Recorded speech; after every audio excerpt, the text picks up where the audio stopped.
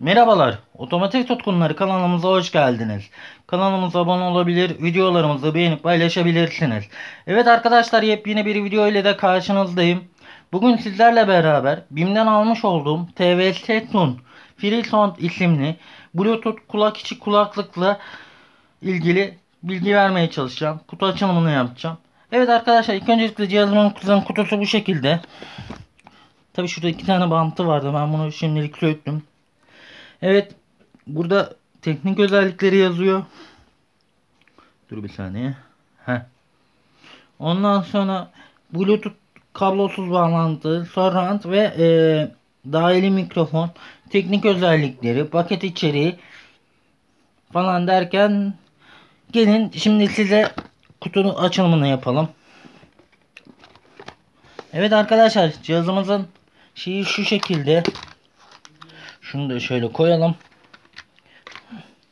Evet, kutumuzun içinden kılıfı, askı aparatı, kullanım kılavuzu ve Type-C girişi var arkadaşlar. Burada da şeyi var.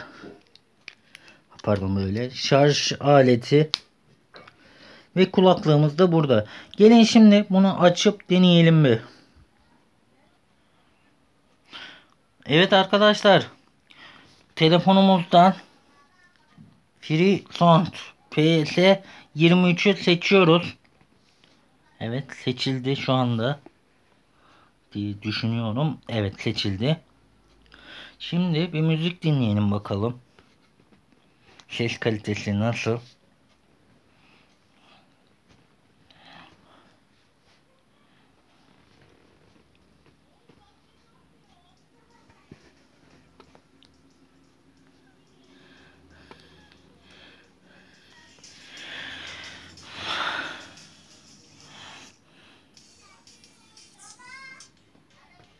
Gayet başarılı bir ses düzeyi var.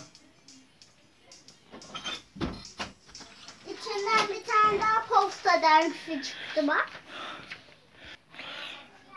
Evet arkadaşlar, kusura bakmayın, kızım geldi. Bundan dolayı da videonun içine ettik. Kusura bakmayın. Evet, cihazımız bu şekilde arkadaşlar. Videoyu izlediğiniz için teşekkür ederim. Kanalımıza abone olmayı, videolarımızı beğenip paylaşmayı unutmayın. Bir sonraki videoda görüşmek üzere. Bay bay.